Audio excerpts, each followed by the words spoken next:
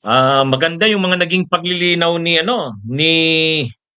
maganda yung mga naging paglilinaw ni retired senior associate Justice Carpio tungkol po dito sa impeachment ni Sara Duterte. Maraming mga bagong bagay na nalinaw kanina. Pinanood ko yung interview sa kanya ng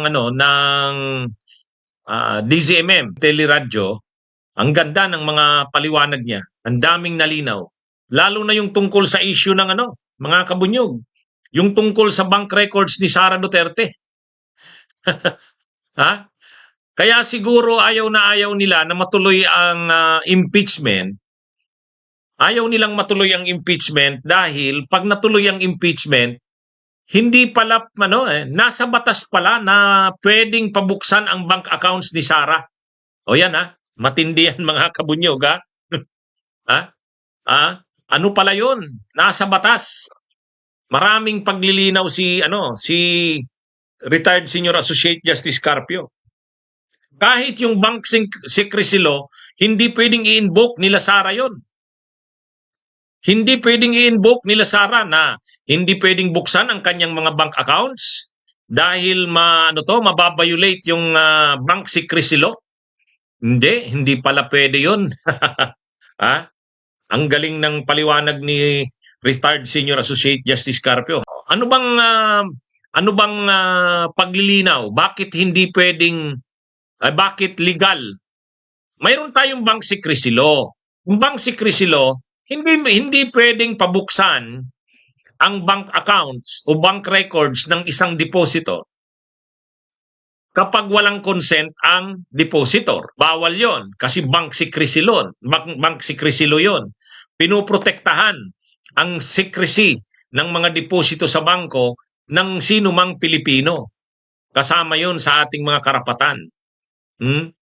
Kaya lang, sabi ni retired senior associate Justice Carpio, mayroong exceptions diyan. 'Yun. Ang bank secrecy law na hindi pwedeng buksan ang bank accounts, hindi mo pwedeng i-invoke yan kung yun sa impeachment. Yun na nga. Nangunguna pala sa exception yun eh. Nangunguna pala yun sa exception except kung impeachment. Ibig sabihin, katulad ni Sara, mayroon siyang mga bank accounts, pwedeng pabuksan yan. Pwedeng pabuksan yan at hindi niya pwedeng i-invoke ang bank secrecy law kasi exception yun. Exception ang impeachment. Yun. Matindi So hindi pwedeng i-invoke nila ng abogado ni Sara kahit gaano pa kagagaling ng mga abogado ni Sara. Kahit Fortun Narbasa Salazar pa yan. Kahit 16 lawyers pa, sinandun sa bank secrecy law.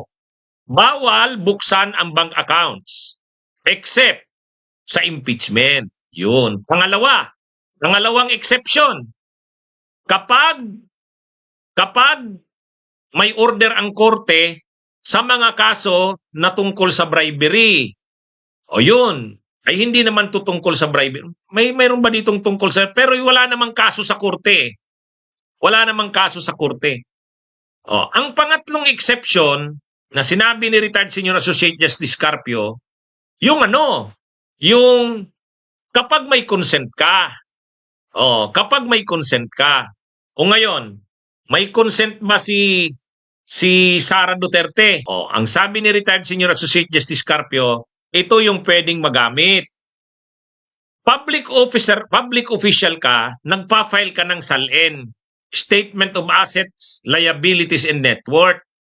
At doon sa SALN form, mayroon doon sa baba na pinipirmahan na wini-waive mo ang rights mo na buksan ang mga records tungkol dito sa mga nababanggit na assets mo, wini-waive mo yung rights mo, nakalagay yan sa SALN. O yun, ibig sabihin, yung pag-fill up mo ng SALN, nakapirma ka doon, sinabi mo na anumang bagay tungkol doon sa nakalagay sa SALN mo, ay pwedeng imbestigahan.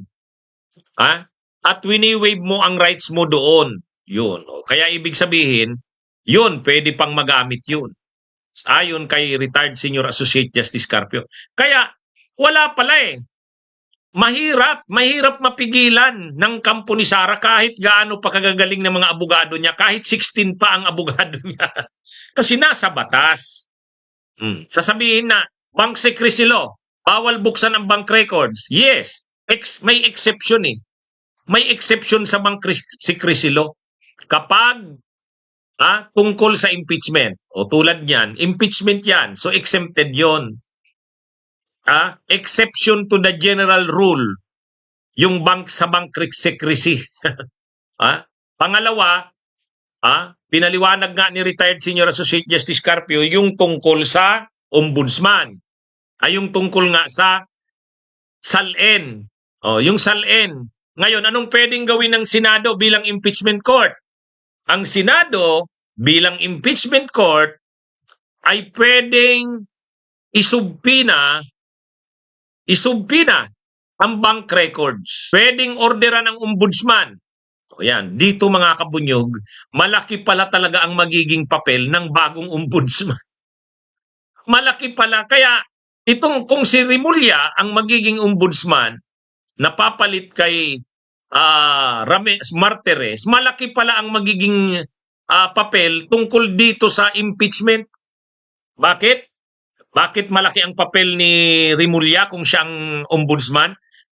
Paliwanag ni retired Senior Associate Justice Carpio, katulad daw nung ginawa kay Corona, nung nakasalang si dating Chief Justice Corona sa impeachment, yung impeachment court, sinubpina ang ombudsman. Paki-produce ng records ni ganito, pakidala dito sa amin, sa impeachment court. Subpina, ducis tecum yun. Kasi pinapaproduce sa'yo yung mga records na yun. Isusubpina ng impeachment court ang ombudsman. Ang gagawin naman ng ombudsman, hihingi sa AMLA. No? Hihingi sa AMLA. AMLAC, Anti-Money Laundering Council. Kasi ang Anti-Money Laundering Council, yung mga deposito na lampas sa 500,000 na alam yan ng may records niya ng AMLA. Kapag may mga transactions na lampas 500,000, mga deposito sa bangko, kaagad yan, ini-inform niyan ang AMLA. AMLAC, Anti-Money Laundering Council, sa ilalim ng Anti-Money Laundering Act. So ngayon, dahil napakalaki ng involved dyan na pera, alam yan ng AMLA. Kaya, pag humingi ang ombudsman sa AMLAC ng kopya ng bank records ni Sara, magkakaroon ngayon ng kopya ang ombudsman. Pag may kopya na ang ombudsman at sinubpina ng impeachment court, magko-cooperate ngayon. Obligado ang ombudsman. Obligado mag-cooperate ang ombudsman. Yan daw ang nangyari nung panahon ni dating Chief Justice Corona. Sinubpina ng impeachment court ang ombudsman tungkol sa mga bank records ni Corona. Ang ginawa ng ombudsman, humingi ng record sa AMLAC. Pre-provide naman ng AMLAC. So dala-dala na ngayon ng ombudsman doon sa impeachment court. O yun, ganyan din daw ang mangyayari ngayon. Kaya ang malinaw dito mga kabunyog, siguro kaya ayaw talaga nila Sara Duterte na tumungo sa impeachment kasi hindi nila mapipigilan ang pag-produce ng bank records. Makikita natin kung gaano kalaki ang mga deposito dyan. Yung bank records ni Digong, yung bank records ni Sara, yung mga pumasok na pera, kung ilang 100 million sa ganitong araw, ang total na deposit ay ganito. Hindi nila pwedeng hadlangan yan kasi nasa batas eh. Hindi naman bawal eh. Yung bank secrecy law, hindi mo pwedeng i-invoke kasi exception ito sa bank secrecy law. Tapos yung pumirma ka sa salin mo. Pag perma mo doon, pag submit mo ng salin mo, sinabi mo na kung may mga investigasyon, wini-waive mo yung rights mo. Kaya pwedeng i-produce ng ombudsman ngayon yung mga records ng mo. Ang ombudsman naman, hihingi ng cooperation ng AMLAC. So ngayon, paano gagawin yan? Pwede bang hadlangan nila yan?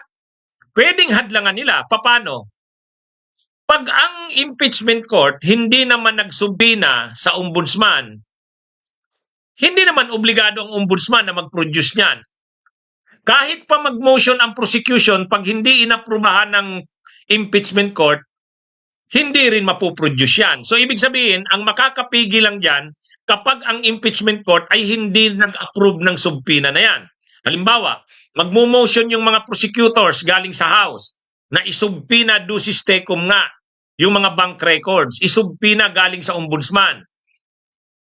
Ngayon, pag hindi inaprubahan yan ng impeachment court, hindi rin yan. Kaya ibig sabihin, ang makakapigil lang ay ang impeachment court. Ang problema, pag hindi yan inaksyonan ng impeachment court, matutulad sila noon matutulad sila doon kay ERAP. Ay di ba yung kay ERAP, gustong pabuksan ng prosecution yung brown envelope, ay yung second envelope. Nagbutuhan ngayon yung mga senador, 11 yung ayaw, kasi pabor sila kay ERAP. 10 yung gusto. Natalo yung gusto kasi 11-10. Ganyan din ang posibleng mangyari dyan. Pwede ring sasabihin ng mga senador na kakampi ni Sara, huwag pabubuksan, huwag isubpina ang bank records. Pagka ganon, hindi pwedeng isubpina kasi ayaw ng impeachment court. Kaya lang magagalit ang taong bayan sa Senado kasi obvious na yan. Bakit ayaw niyong ipasubpina yan? Di ba? Mai-expose ang kagarapalan ng mga pro-Sara dyan, ng mga senador. Yan ang problema dyan. Matutulad yan sa impeachment ni ERAP. Nagalit ang tao sa mga senador. So yan mga kabunyuga, yan yung mangyayari. Kaya malaki ang posibilidad na hindi pipigilan yan ng impeachment court or else magagalit ang taong bayan sa kanila. Mga kabunyog. Kaya pala ayaw ng kampo ni Sara na tumungo talaga sa trial. Kasi kapag nag-trial, isusubpina ang bank records ni Sara, yung mga mga records, at hindi niya pwedeng i-invoke ang bank secrecy law kasi exception ito. Yan mga kabunyog, mga kababayan, matindi Napakalaki ng role ng ombudsman. Kaya tama lang na updaan natin sa simula ng impeachment trial, July 29, may bago ng ombudsman. Kaya magko-cooperate ang ombudsman na bago dito sa impeachment. Mahirapan. Kung si Rimulya ang ombudsman, lalo na problemado talaga sila nito. Mga kabunyog, mga kababayan. Kaya hindi lahat ng bagay ay pabor kay Sara.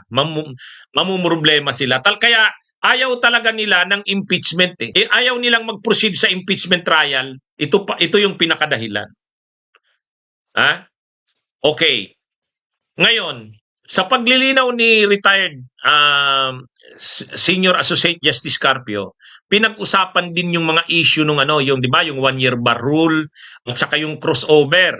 Ang 1-year bar rule, sinasabi kasi ng mga abogado ni Sara na na-violate na ang 1-year bar rule. Ang ibig sabihin ng 1-year bar rule, mga kabunyog, ang ibig sabihin niyan,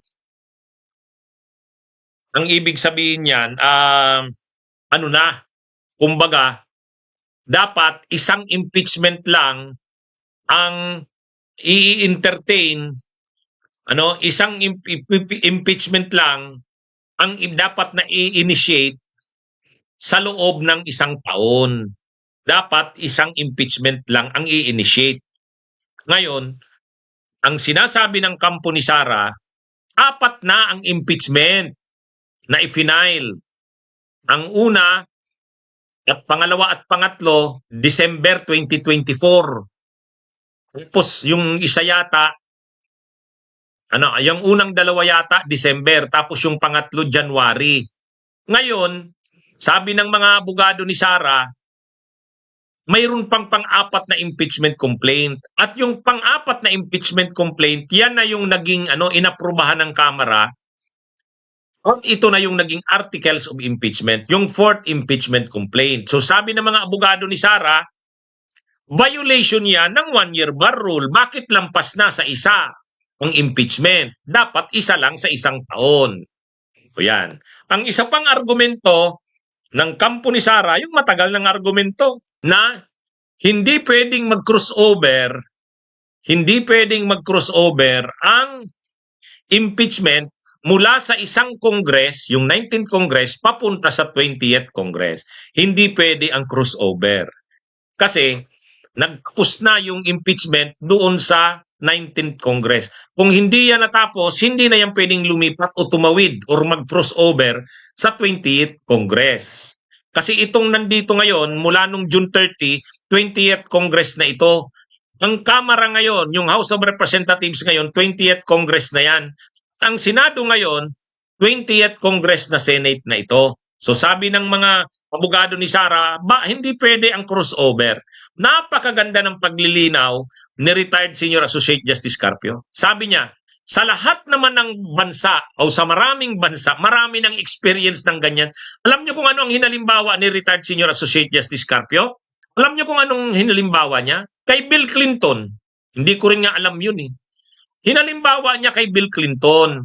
Ay di ba yung affair yata ni Bill Clinton kay Monica Lewinsky, yung kontrobersya na yon, gusto siyang ipa-impeach noon. So nagkaroon ng impeachment sa US Congress. Ngayon, ang nag-initiate ng impeachment, yung unang Congress. Pagkatapos, hindi natapos yung impeachment, nag-crossover pa siya sa sunod na Congress. So yun, ang sabi ni retired Senior Associate Justice Carpio, sa Amerika may nangyaring ganyan. Nag-crossover sa sunod na Congress. Yung kay Bill Clinton daw. Sa maraming bansa, nangyari din yan. Kaya, sabihin pang ito ang unang na nag-crossover sa Pilipinas, unang impeachment, pero sa ibang mga sa ibang mga experience ng mga bansa na kapareho natin ng sistema, nagko-crossover talaga yan kasi ang Senado continuing naman yan. Saka ang impeachment, hindi naman yan legislative. Ang impeachment ay non-legislative na trabaho ng Kongreso. Ang natatapos lang sa lumang Kongreso, halimbawa 19th Congress, yung legislative work. Kaya pag natapos yung 19th Congress, lahat ng mga batas na hindi na ipasa, tapos na yan. Magsisimula na naman uli ng deliberations, yung budget, yung lawmaking process na dinaanan, uulitin na naman sa 20th Congress. Pero ang impeachment ay hindi naman legislative na trabaho, non-legislative. Ito ay under sa Article 11, Accountability of Public Officers. Dahil ito impeachment, magko-crossover ito kung hindi matapos sa 19th Congress. Yan ang paliwanag ni retired Senior Associate Justice Carpio. Kaya at ang hinalimbawa niya nga, ang Amerika pala, may nangyari ng ganun. Hindi ko rin nga alam yun. May nangyari palang ganun sa Amerika, mga kabunyog. Sa panahon nga daw ni Clinton. Si Clinton nung inimpeach, nag-crossover. Kaya itong mga paulit-ulit na itong nagsasabing hindi pwede ang crossover ay wala. Durog sila dun sa argumento ni retired Senior Associate Justice Carpio. Sabi nga ni retired Senior Associate Justice Carpio, ano na yan? Continuing body ang Senado. Hindi naman yan Saka marami nang ang experience na ganyan. Ang isa pa, yung issue ng 1-year bar rule. Yung sinasabing 1-year bar rule, ayon kay retired Senior Associate Justice Carpio, may naging desisyon na rin dyan. Ang tawag po dyan, hindi itong issue na ito ng 1-year bar rule, hindi ito issue na first impression. Ibig sabihin ngayon lang nangyari, hindi. Yung crossover, ngayon lang nangyari, first impression. Pero yung tungkol sa issue ng 1-year bar rule, na-resolve na yan. Doon daw sa kaso ng Francisco, the Francisco case. Yang Francisco case ay tungkol sa sinampang impeachment kay dating Chief Justice Davide, kay Hilario Davide. Ano ang sabi ng Korte Suprema sa Francisco case? Ang sabi ng Korte Suprema, ang counting ng 1-year bar rule kapag ang impeachment complaint ay nirefer na sa Justice Committee. Kapag pinail pa lang ang impeachment sa House at nireceive ng House, hindi pa yan counted. Hindi pa bibila, hindi pa gugulong yung 1-year bar rule. Magsisimula ang counting ng 1-year bar rule kapag ni-refer na sa Justice Committee. So itong ano ngayon, itong impeachment complaints, 4 yan. Yung una, 2 at 3 na impeachment complaints, hindi naman inaksyonan ng Kamara. Hindi, nandun lang sa pinareceive lang, pero hindi ni-refer sa Justice Committee. So ibig sabihin, mabibilang yung 1-year bar rule. Hindi pa siya mag-a-apply kasi nga hindi naman na-refer sa Justice Committee. So napakalinaw ng ganung paliwanag ni retired Senior Associate Justice Carpio. Actually, napaliwanag ko na rin yan dati pa. So ibig sabihin, hindi ito isang bagay na ngayon lang dinesisyonan. Mayroon nang naunang dinesisyonan ang Korte Suprema tungkol sa issue ng 1-year bar rule. Ang dinesisyonan ng Korte Suprema na ganyan ay yung Francisco case. Yung kaso ng pag-impeach kay dating Chief Justice Hilario Davide. Ang naging ruling ng Korte Suprema, bibilangin ang 1-year bar rule sa pag-refer na sa Justice Committee. Ngayon, ang sabi ng mga abogado ni Sara, 4 ang impeachment complaints na final. Yes, 4. Pero yung 3, hindi naman inaksyonan, nandun lang sa ni-receive lang ng Secretary General ng House, hindi nga pinadala sa Speaker. So ibig sabihin, hindi naman talaga ito gumalaw. So, ang gumalaw ay yung 4th impeachment complaint. So technically, isa lang na impeachment complaint ang na-aksyonan ng House. So ito na yung naging articles of impeachment kasi ito yung inapprove ng 215 na kongresista. So wala yung mga 1-year bar rule na yan. Hindi yan mag-a-apply. O yan. Magandang paliwanag yun. Kaya dito sa mga paliwanag ni retired Senior Associate Justice Carpio sa issue ng crossover at sa issue ng 1-year bar rule, ang linaw. Ngayon, ang last nating topic. Ang last nating topic tungkol sa isyung ito na mga nilinaw ni retired Senior Associate Justice Carpio. Ano na ngayon ang mangyayari sa impeachment? Kapag dinismiss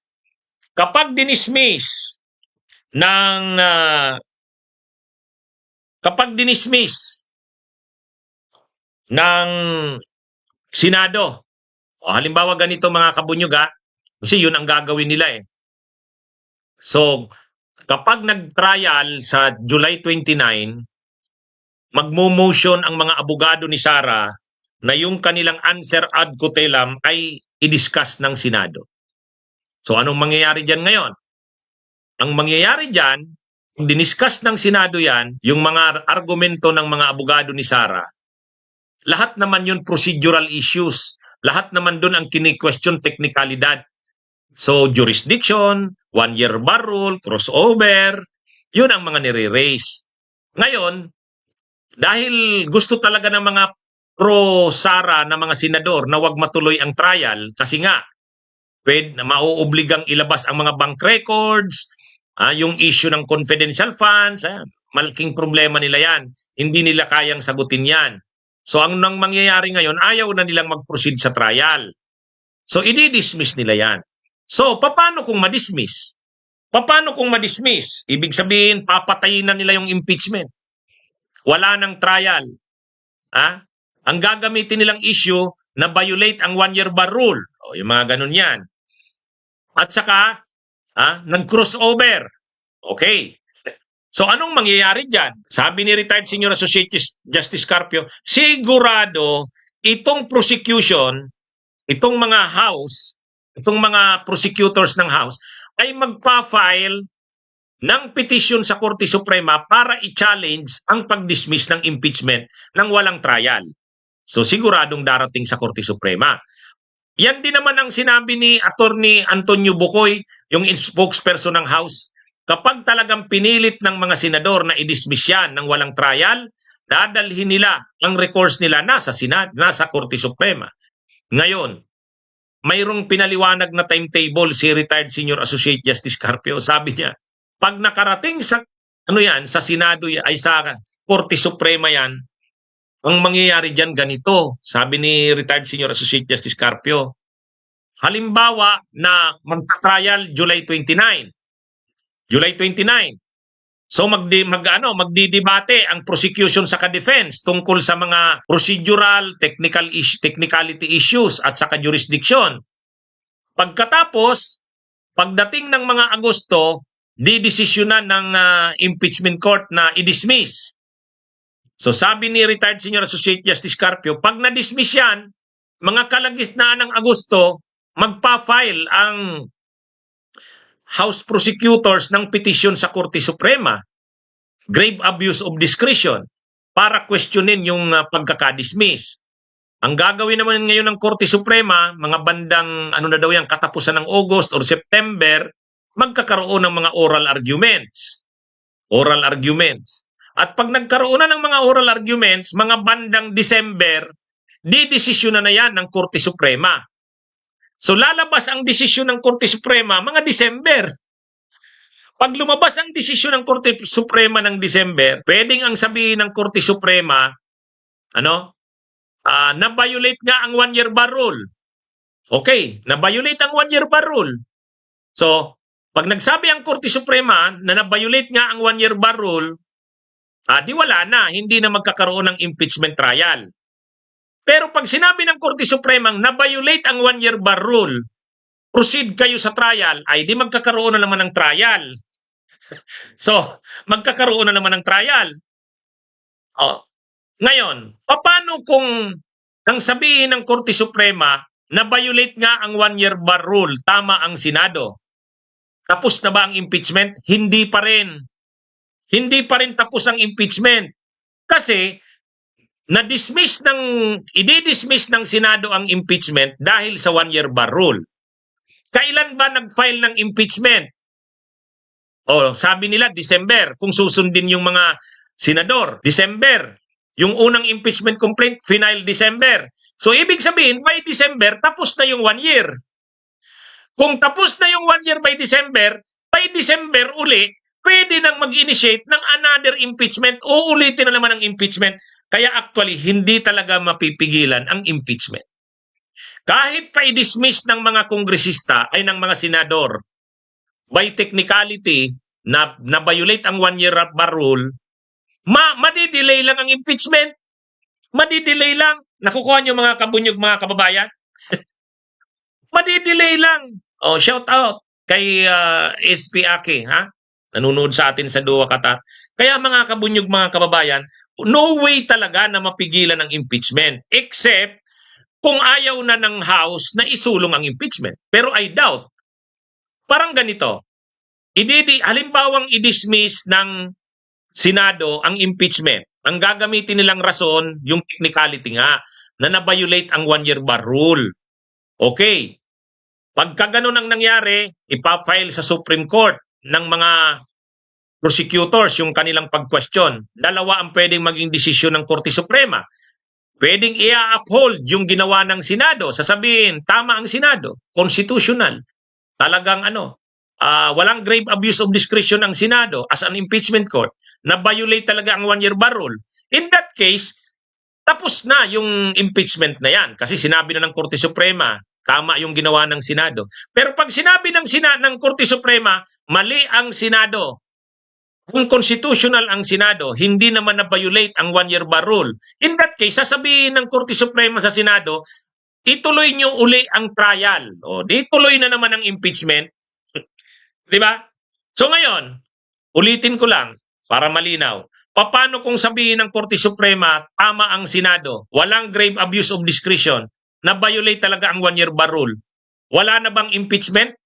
Pwede. Mag-i-initiate uli ng bagong impeachment. Kailan? December, pwede. Or January. Bakit pwede uli? Tapos na yung 1 year eh. Di ba? Tapos na yung 1 year. So, pwede uling mag-initiate ng bagong impeachment. Yan yung dyan, mga kabunyog, mga kababayan.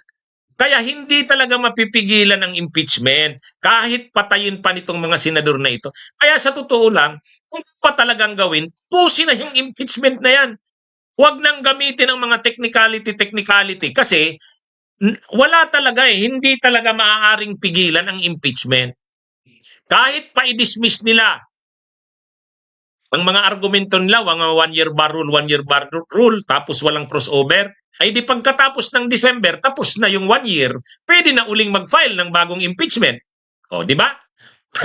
O, pag may nag-file uli ng bagong impeachment, parehong mga grounds, parehong mga ebidensya, parehong mga testigo, aaprubahan na naman ng House. Aaprubahan na naman ng House. Dadalhin na naman sa Senado. Articles of impeachment na naman. O wala nang ano doon, wala nang mga violation of 1-year bar rule. Wala na ring mga crossover kasi sa 20th Congress na final. So walang katapusan yan, hindi talaga nila mapipigilan ng impeachment. Yan sana yung nare-realize dapat ng mga senador na dapat ang mas tama dyan, pusin na yung impeachment na yan kasi hindi naman nila yan mapipigilan kahit i-dismiss nila ngayon, i-dismiss nila o dadalhin sa Korte Suprema. Pwede pang sabihin ng Korte Suprema, mali kayo sa Senado, proceed with the trial, o di tuloy na naman. O kaya, sabihin pa man ng Korte Suprema, tama ang Senado, walang grave abuse of discretion, pwede na namang mag-file ng panibagong impeachment mula December. O, di ba? Kaya ano ito mga kabunyog, mga kababayan? Ewan ko kung anong nalalaman ba ito ng mga senador. Panuorin nila yung mahabang discussion na yan ni retired Senior Associate Justice Carpio kasi napakaganda. Napakaganda, napakalinaw. So medyo mahaba-haba yung discussion ni retired Senior Associate Justice Carpio. Pinanood ko talaga. So yun. Kaya yung impeachment, ulitin ko. Ulitin ko. Kahit i-dismiss ng Senadong ito dahil sabi ni sino yan?